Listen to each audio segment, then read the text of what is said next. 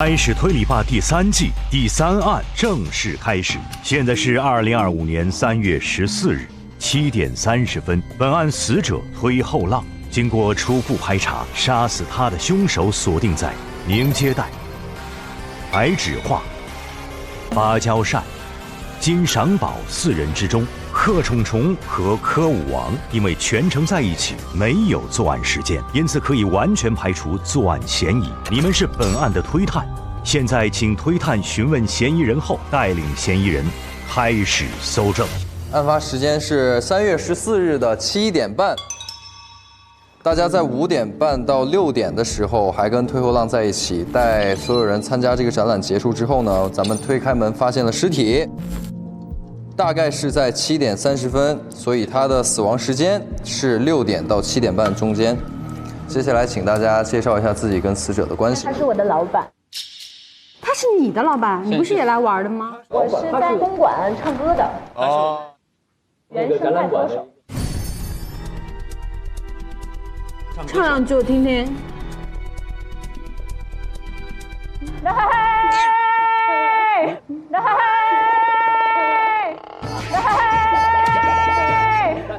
多么的原生态！对啊。你来这儿上班多久了？哎，轮得到你来问吗？你是今干嘛的天的推探，你是干什么的？是弟弟。你今天有点过分了啊！抱歉。站起来，压制住他。你呢？你能再窝囊一点吗？我跟他没关系，不认识，确定？完全没关系吗？完全怎么说？要说有一点关系，也是有一点，就是我也是被邀请过来的，跟他完全不熟。那他为什么邀请你？你管？你为什么要来呢？他邀请我来啊！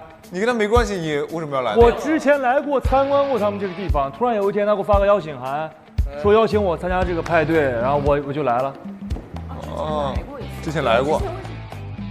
你之前为什么来啊？之前有展览啊。哦，看展。对啊。我也是之前来这里看过展，然后他就邀请我过来了。我的工作是助播，就是我们有一场直播活动是跟这里主题是一样的，过来办。那你跟老板也认识呗？不认识。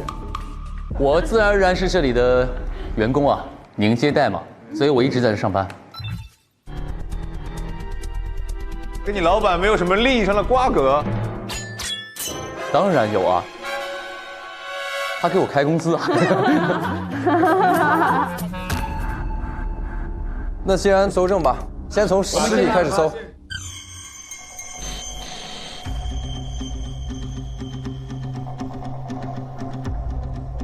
没什么，那没什么别的痕迹。鞋可以脱一下。那尸体上什么也没有啊。那个附近呢？那个水里面还有什么？看看水池。玻璃渣，好多玻璃渣。镜子吧。镜子？为什么会有镜子呢？为什么会有镜子呢？淹死了。好多玻璃渣。镜子吧。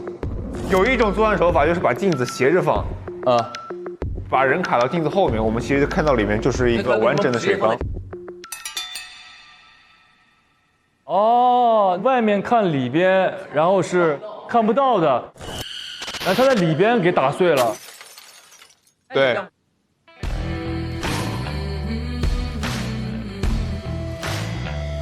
这水是我们家的。所以每个人都有可能，还有点海包括你。没，我没问题，就是我。先把这个案发现场搜一下吧。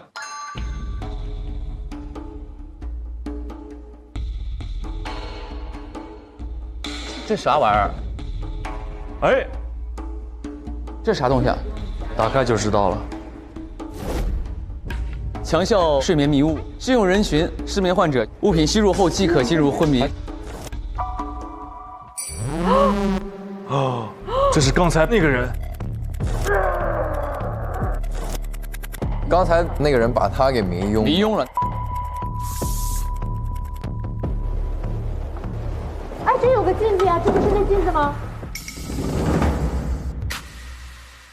哦，那个里面。哦，小心小心。使用说明：镜子为极易碎材质，当近距离声音持续1分钟超过130分贝，产品会出现碎裂，小心使用。持续1分钟。不，有可能是这哥们儿自己喊的。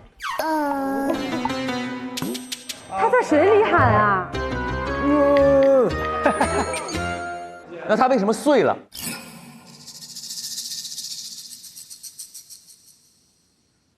找到了一个留声机，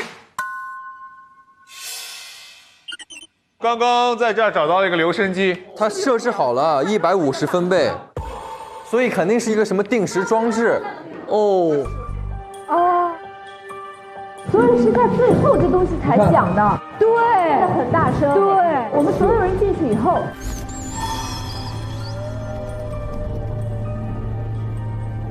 捋一捋他是怎么杀掉这个人的。首先，他一定是在展览开始之后把这个老板弄晕的。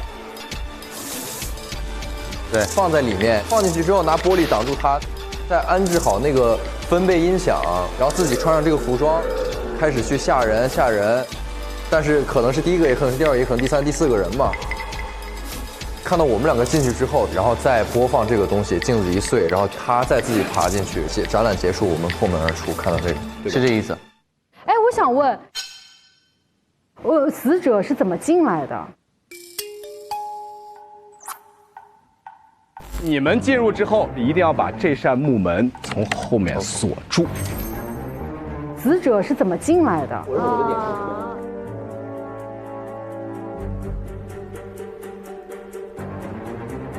除了那个门以外，还有另外一个能通往这里的一个门。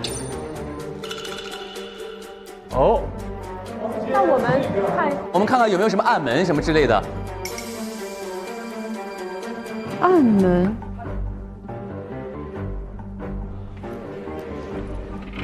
哎，这里有他的外套。哦啊！这个柜子不会是？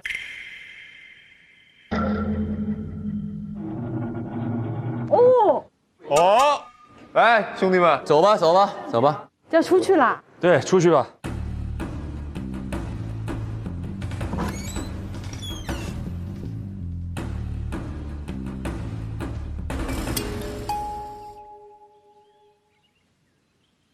哦，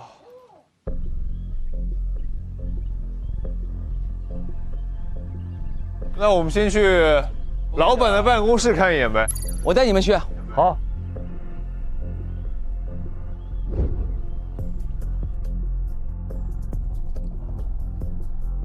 这是我接待处。哇！对面就是老板的书房。老板书房，哎呦，上锁了。我拿一下书房的钥匙。来吧。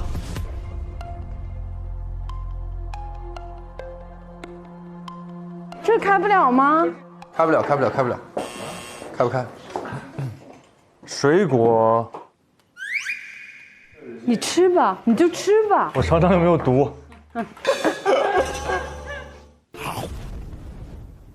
咱们去搜证吧。OK。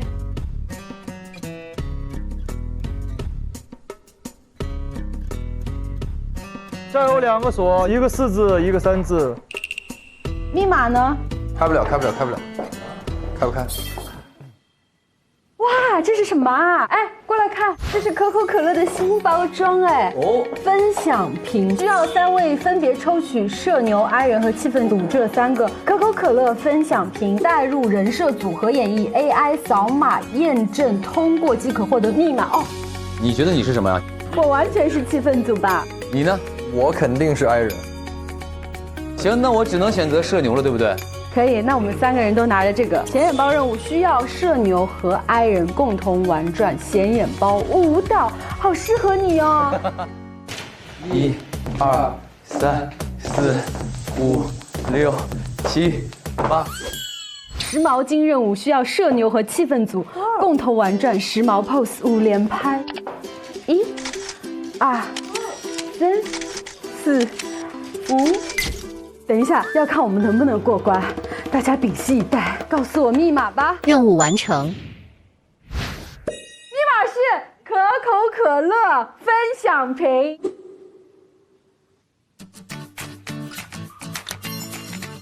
我们3人真的太聪明了，是不是？对啊，多亏我们才能解开。来，耶！好好喝，爽。崔慧茶侦探社委托调查报告。芭蕉扇，23岁，无父无母。丁赏宝，哦，无亲人在世，无亲密关系。林接待，白纸画科舞王，无亲密关系。为什么是我们6个呢？因为我们没有亲人嘛。就算失踪了，也没有人会牵挂我们。死了也没人在乎。对，所以他选择了我们。没错。得好好搜一搜了。呼麦，低频声音播放器。哎，这有哎。撕碎的纸。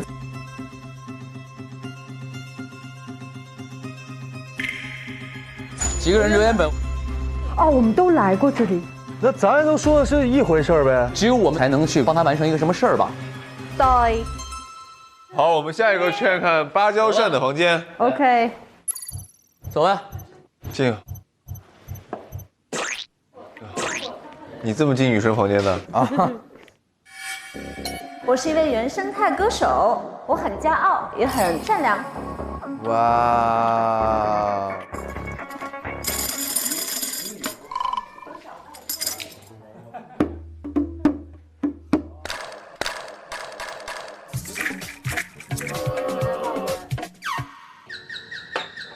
等等，这是什么东西啊？这是你的演出服吗？豹纹草裙，人家是歌手嘛。好好看啊！我最近也很爱豹纹。哎，这是什么？还有一张纸条，上面有照片。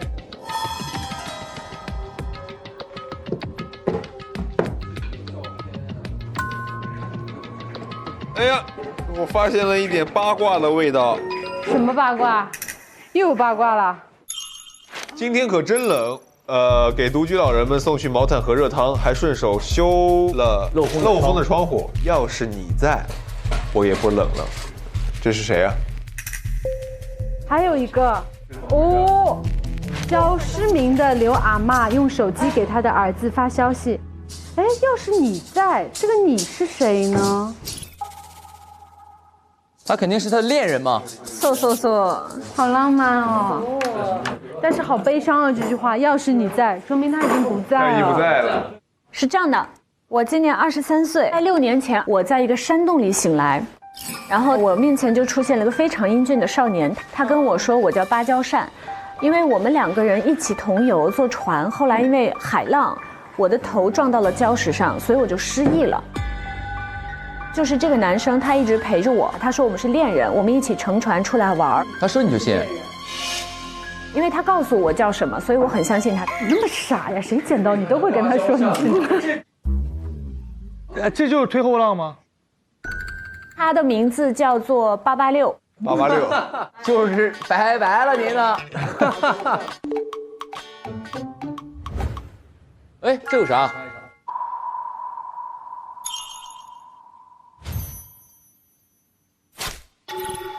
船长儿子推后浪，打捞3月未果。确认2020 1月1日破折号沉船事件无一生还。什么？难道说他跟破折号上的人有什么关系？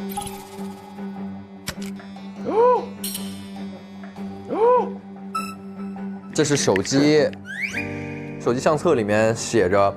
破折号船长航海日志，经过计算，船起航后30分钟将彻底沉没。彻底沉没，你没听错。搬运救生船需要20分钟，动作必须要快。也就是破折号船长想要让这一艘船沉没，对，但是呢，他要提前逃走。2020年1月1号，886很高兴地告诉我说，他发现了一艘船，可以带我们离开这个小岛。是这个哦。我们就拿着一些干粮，还有一个五角星瓶，来到了船最底层的杂物间。哦。然后在船上呢，一直都有一些特别难听的杂音，因为我不知道那个杂音是本身该存在的，还是就是怎么个情况，因为没有人声记忆了嘛。突然出现了一个很尖锐的一个声音，尖叫声，原来是船底漏水了，船要沉了，船上的人都慌作一团。我看到年轻的一个女孩，她很害怕，然后我就发现旁边有一个木箱子，因为她很害怕，而且看起来比我年轻，所以我想说，那就让她出去。哇，你这个故事告诉我。你这个故事告诉我，保养自己有多重要。你只要保养的年轻一点，别人就说救他，先救他，救他，先救他。然后呢，我就把它放到了那个箱子里面，然后给他推到了岸边。我就跟他说：“你放心，你一定会获救的。”就在这个时候，我被一棍子给闷下去，我就不记得了啊，不记得了。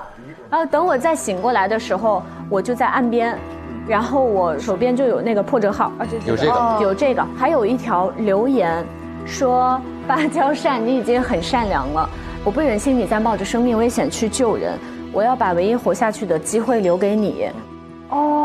等你出去以后，希望你能够看到山东以外更美的世界。886。哦，是他救了你。对。山东以外，你什么时候去山东啊？山东。哦。天哪！你能不能听点人类的语言？你的耳朵已经不是人类的耳朵了。山东，哎，山东以外还有陕西，还有陕北。对，3个月后呢，我在报纸上看到了这个信息，就是船长儿子推后浪打捞3月未果的这个信息，我就发现哦，原来886他是真的离开了，因为整艘船都已经沉没了，无人生还。我的爱人，我就觉得他永远的离开了我。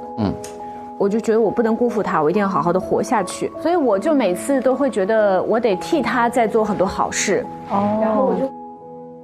然后我做好事以后，我会写进这个漂流瓶里，把这些纸条叠成星星，然后放到里面就扔到海里。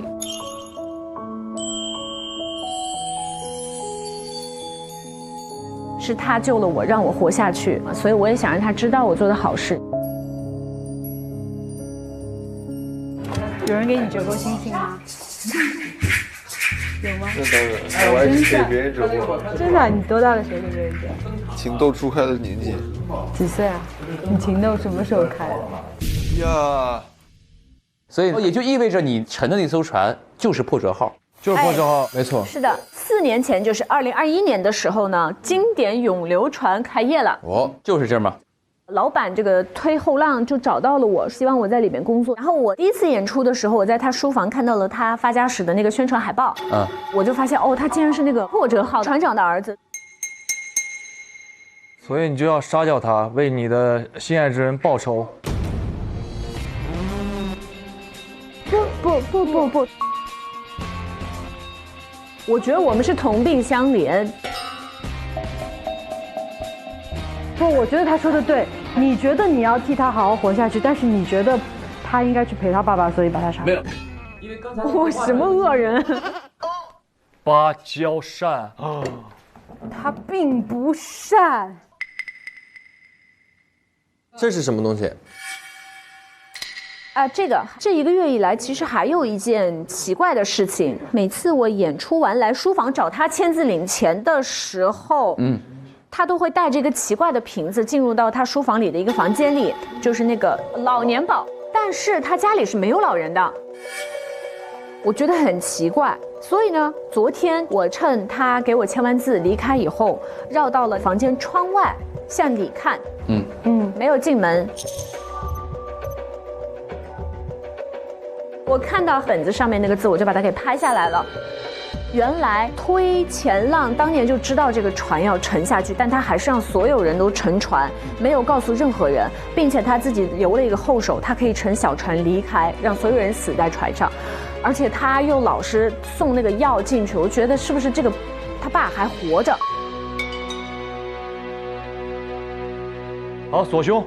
锁啥呀？我倒没说是他得死，我是觉得他爸得死，因为他爸知道这件事情，所以他爸得死。所以你杀推后浪的动机是没有的，没有想杀他爸。他爸让他的爱人死了，那他既然觉得他爸还活了，那就是我把你儿子，我找到你爸，我把你儿子先杀了呗，让你也体验一下你身边的人离开的痛苦。对啊，一看就是非常熟知犯罪心理的人，老干这事儿吧？没错。下面我们要看金的房间，金赏榜，跟我来吧。好 ，Let's go。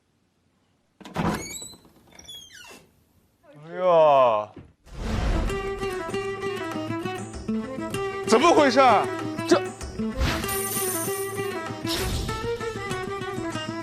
哇，你原来是海盗。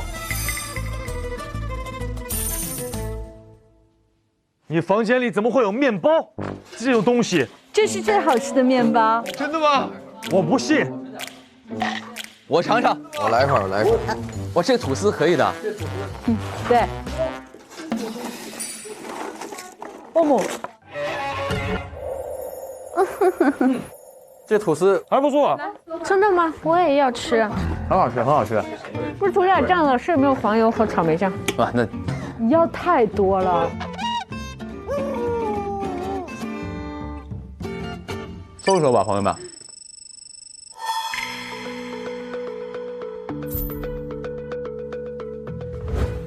这是什么？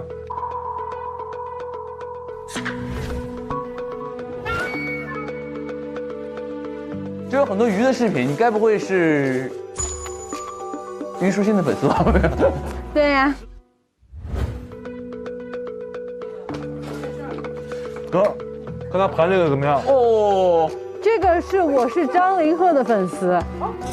核桃嘛。对。哇，我是虞书欣和张凌赫的粉丝。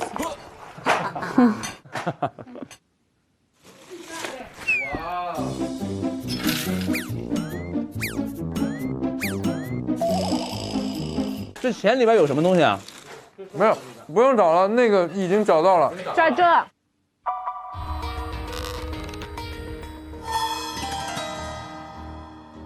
啊，非正常死亡通知书。2025年3月7日18时，接推市市民反映，在外海海域发现一漂浮女尸，经核实，死者名为金扫帚，女24岁。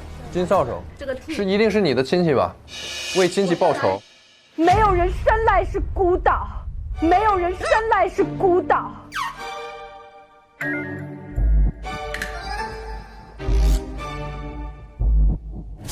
没有人生来是孤岛，谁会生下来就没有亲密关系？人都是人生父母养的，父母养的。我不光有父母，还有一个姐姐。我有幸福的一家4口。是谁杀了我的姐姐？我突然有一天就说到这个，就是说我姐姐死了啊。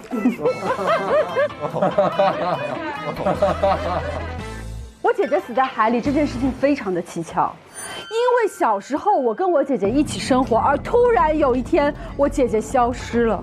啊？我父母本来身体就不好，姐姐的离开给他们带来了重度的打击，他们双双身亡，我才成为没有亲密关系的人。我恨啊！我说姐姐，快回来！姐姐回来了。对。对。但是姐姐回来之后呢，有件事情非常的奇怪，她变得非常的怕水。刚刚我有听到芭蕉扇的故事，时间线我觉得和我姐姐失踪又回来那段时间对上了。哦，她有可能是你姐姐，是不是？她可能救了我姐姐。